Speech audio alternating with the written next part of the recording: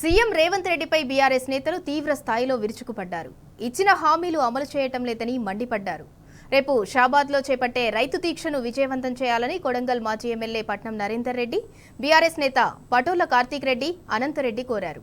ఎన్నికలకు ముందు హామీలిచ్చి ఆ తర్వాత అమలు చేయటం లేదన్నారు. 6 గ్యారంటీల పేరుతో మోసం చేశారన్నారు. రుణమాఫీపై ఏ గ్రామానికైనా వెళ్లి చర్చిద్దామని సవాల్ విసిరారు. ముఖ్యమంత్రి రేవంత్ రెడ్డి గారు ఎన్నికలకు ముందు పిసిసి అధ్యక్షుడిగా ఉండి అనేక అడ్డగోలు హామీలు ఇచ్చినారు.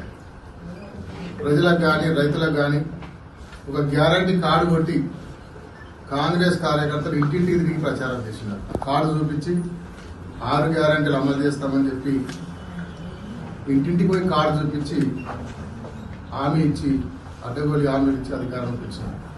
అధికారంలోకి వచ్చిన తర్వాత ఉచిత బస్సు తప్ప ఏ హామీ కూడా ఇంతవరకు అమలు చేయలేదు. గతంలో చూసినాం రేవంత్ రెడ్డి గారు రుణమాఫీ చేస్తాం, సంపూర్ణ రుణమాఫీ చేసినామని ఆగస్టు 15 రోజు మీటింగ్ పెట్టి పెద్ద ఎత్తున బహిరంగ సభలో ప్రకటించినారు. పూర్తి రుణమాఫీ జరిగిపోయిందని. కానీ గతంలో చూస్తే రుణమాఫీ మీదనే 3 సార్లు 3 రకాలుగా మంత్రులు మాట్లాడారు. ఒకసారి 46,000 కోట్ల రుణమాఫీ అవుతుంది అన్నారు, క్యాబినెట్ మీటింగ్ పెట్టి 42 కోట్లు అన్నారు, మళ్ళొకసారి 26,000 కోట్లు అన్నారు. ఆ 18,000 కోట్ల రుణమాఫీ చేసినామని ప్రకటించినారు.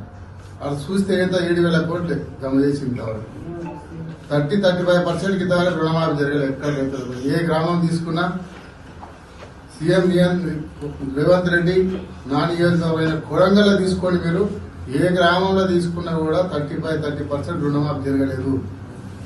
నేను గతంలో కూడా రేవంత్ రెడ్డికి ఛాలెంజ్ చేసిన, మన నియోజకవర్గంలో ఏదైనా ఒక గ్రామం తీసుకొని గ్రామ సభ పెడదాం, అక్కడ చర్చిద్దాం, నువ్వు చెప్పిన హామీలు 30-40% వస్తే నేను దేనికైనా సిద్ధం, రాజకీయాలు తప్పుకుంటా సన్యాసం తీసుకుంటామని చెప్పినాం. చాలాసార్లు సవాల్ చేసినాం. ఎన్ని చేసినా కూడా ముఖ్యమంత్రి రేవంత్ రెడ్డి గారికి చీమ కొట్టినట్టు కూడా లేదు, ఏ హామీ అమలు కాలేదు. గతంలో ఏం చెప్పినాడు, సంవత్సరంలో మార్పు పేరుతో అధికారంలో వచ్చిన కాంగ్రెస్ పార్టీ సంపూర్ణంగా తెలంగాణ రాష్ట్రాన్ని మార్చి నాశనం చేసింది. దీంట్లో మోసపోయిన దాంట్లో, నాశనమైన దాంట్లో యువకులు ఉన్నారు, మహిళలు ఉన్నారు, మైనార్టీలు ఉన్నారు, సంస్థలు, వ్యవస్థలు అన్నీ కూడా నాశనమైనవి. రియల్ ఎస్టేట్ కంప్లీట్ గా కుప్పకూలిపోయింది, వ్యాపారాల్లో డబ్బులు లేకుండా పోయింది. అందరికన్నా ఎక్కువ నష్టపోయింది ఎవరైనా ఉన్నారు ఈ యొక్క సంవత్సర కాలంలో అంటే తెలంగాణ ప్రాంతానికి సంబంధించిన రైతాంగం, రైతులు సంపూర్ణంగా మోసపోయారు, సంపూర్ణంగా నాశనమైంది. ఏమైతే అది లేకనే రైతు బంధు వస్తుంది అనుకున్నారు, రుణమాఫీ చేస్తారనుకున్నారు, బోనస్ ఇస్తారనుకున్నారు, కాలం మంచిగా అవుతుంది అనుకున్నారు. కానీ సంవత్సరం కాలంలోనే కాంగ్రెస్ పార్టీ అధికారంలోకి వచ్చిన తర్వాత, రేవంత్ రెడ్డి ముఖ్యమంత్రి అయిన తర్వాత రైతులకు ముమ్మాటికి సుక్కలు చూపిస్తున్నారు.